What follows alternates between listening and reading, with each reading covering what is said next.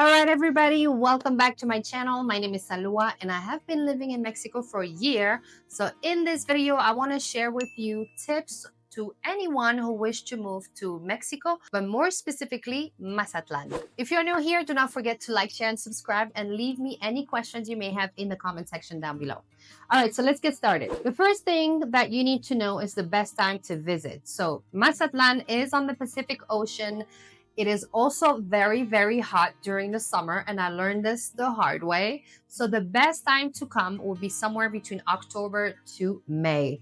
After that, it's getting really, really hot. We're talking about 95 degrees Fahrenheit or 35 degrees Celsius. Actually, it's not the heat that is really a problem. What is a problem is the humidity. I'm telling you, in the summertime, it was so hot that most of the time I was taking naps because I felt so exhausted. I would go out to the gym and it would be a 15-minute walk. And by the time I get there, I would be like drenched, wet, sweaty. And then back at the house, I would take a shower and I'd be like, ah, and I'll have to put the AC on all day and all night. That was so bad. However, the other months are really, really comfortable. Like it's nice out and it's really nice breeze and it's the best time to go to the beach. But the problem with that is also it is the peak season. So it's a lot of people visiting Mazatlan and it's also more expensive and harder to find accommodation. So really it's up to you to figure out what you want the most. But if you want to know my best time to come and visit Mazatlan, October to May, and then go somewhere else. That's what the snowbirds are doing. They are in Mazatlan during that time, and then after that, they go back to Canada or wherever. All right, the next thing I want to share with you is where to stay. Where should you rent an apartment or a hotel room? So there are different areas in Mazatlan that I recommend for expats, so people who wants to visit, but it will ultimately depend on your budget and what you're looking for. So here's a quick breakdown. If you want the nightlife and the convenience, definitely stay in Zona Dorada. If you want the quiet but still be at the beach, go to Cerrito. It's a little bit further than all the action, but it's also really good. If you want more cultures, then stay in the Centro Histórico. If you want luxury and peace, stay at the Marina.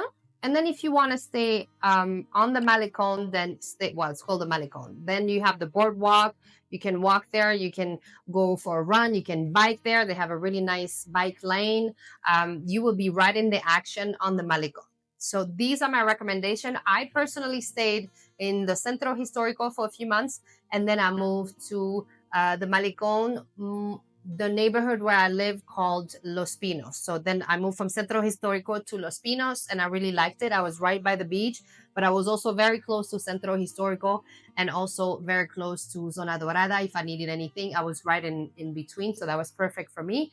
But I tell you, some nights it was very, very loud. So it really depends on what you're looking for. All right, let's talk about transportation. Honestly, in Mazatlan, I mainly walked everywhere, but if you need to get around, the first recommendation would be pulmonias. They look like golf carts, but they're not golf carts. They're actually cars, and they are very typical of Mazatlan. So it's really cool. They can take you anywhere within the Malecon or in that area. And then the price will be somewhere between 50 pesos to 150, 200 pesos. But here's the thing. You have to negotiate before you get on the pulmonia. Always, always ask for the price and then jump in after that. And then also, it's only cash, remember. So that's very important. So pulmonia would be the number one thing I would recommend anywhere on the Malecon Centro Histórico.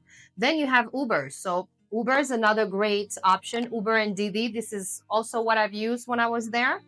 Taxis, it's another option. I personally never use them because Uber and Didi are much more affordable, and also it's on the app, so I can track my my ride. I can share it with someone, so I prefer to stay with the ride-sharing apps. But if you are arriving in Mazatlan at the airport, you will need to take a taxi because Uber are not allowed. And also, if you need to be dropped off at the airport, it's also taxi, and that costs about $20. Other form of transportation is the bus. There's a bus called the Green Bus that goes all along the Malecon from the Cerrito all the way down to Centro Histórico. That's also very affordable. I think the last time I took it was about 13 pesos, so 60, 65 cents. So that's another way you can travel around. And they have air conditioning, very important because it's really, really hot in Mazatlan. Did I say that? Yeah. All right. The next thing you need to know is Mazatlan is on the Pacific Ocean. Therefore, it's very famous for its seafood. So if you don't like seafood, you're not in a great place because they have fresh seafood and it's absolutely delicious. I myself not a big seafood person, but I actually started really enjoying a lot of these dishes. My favorite was camarones a la roca. This was really delicious. It's like those shrimp with this mayo sauce on top. It was really, really good. And the place where I had the best one was at the Beach Club Shekina. Highly recommend. Other items, other food items you want to try when you get to Mazatlan is ceviche, aguachile, ceviche de la sierra. This is typical from there. And you have I think the whole fish. It's called pescado zarandeado. Yeah, it's oftentimes a snapper, but it's a whole fish that is grilled and it's just really delicious. The best place to get that for me was at Diego's Beach Club. This is where I also celebrated my birthday. So that's a place I recommend. Shrimp tacos, very delicious. My favorite ones were at Taco Jimmy's in Centro Histórico. Topolo. Topolo, Mexican food in Centro Histórico. A little bit pricey on the upper end, but highly recommended. They literally make the salsa in front of you. They bring like the little stand and they cook it and they make the salsa. It's really, really good. And one more that you definitely want to try is called El Muchacho Alegre. But you have beachfront view, which is really, really nice. The food is delicious, mainly seafood, but also remember they have a banda playing most of the time, so it can get really loud. I know the one on upper on Zona Dorada definitely have a live band of banda, so that makes a lot of noise. If you want to eat in peace, this is not a place for you. However, I still think you should check it out because it's really I would say more like a landmark of Mazatlan. Muchacho Alegre, very famous, food delicious, great ambiance. Go check it out. All right, let's talk about beaches. So my favorite one is Los Pinos, Los Pinitos, because I lived right there. And during the week, there was almost no one, but you still had the vendors and you could eat on the beach, grab a fresh coconut. It was really delicious. So I recommend that one, but you have a lot of different type of beaches. You have Playa Olas Altas, Ocho, very popular.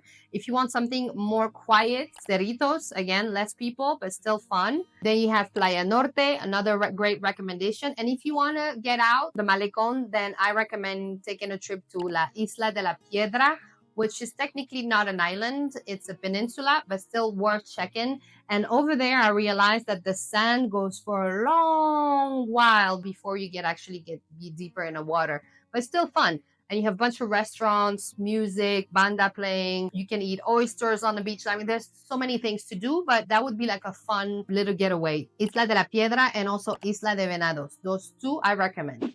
Finally, I'm going to end up this video with what you must see and do when you go to Mazatlan. So first thing, it's not in order, but I highly recommend going to see El Faro. So it sits at 157-meter high up. Now they even launched the new zip lining if you want to do that. So up there, you also have some restaurant. You do have to hike up there. So the taxi or the Uber will drop you off at the bottom and then it's a good hike before you get there. But the view is incredible. So definitely do that. The aquarium, also very beautiful, and it's on the Pacific Ocean, so definitely worth it. The next thing I highly recommend is to go to Plaza Machado. It's in Centro Histórico, but go there in the evening because this is where the vendors start, showcasing the arts, and there's music and the restaurants and the terrace outside, people drinking, and it's really fun. Great ambiance. So highly recommend it. For something a little bit more local, check out the Mercado Suarez. This is where I used to go do my grocery shopping. I mean, my fruits and vegetables every week. You can find everything there, whether it's gifts, fruits, vegetables, meat, anything, clothes, shoes, sunglasses, you find anything. And again, I have a bunch of video about Mazatlan where I'm showcasing and featuring all of the aspects of Mazatlan. So make sure you subscribe so you can see them as well. Another very important thing you need to go see or do is the Carnaval of Mazatlan. It is once a year in February. Make sure you book your accommodation ahead of time because it's crowded.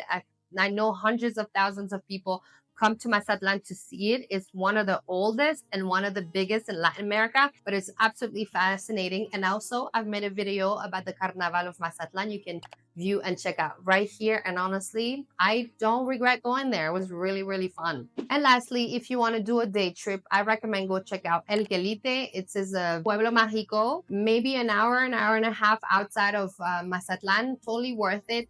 The way I did it with my friend is we rented an auriga.